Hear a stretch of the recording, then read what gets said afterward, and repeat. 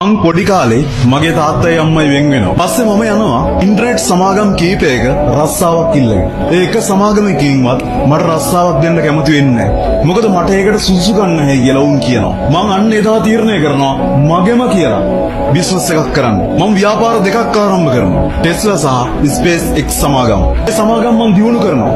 සතියට දවස් 7ක් පැය 22 ගානේ අඛණ්ඩව වැඩ කරනවා.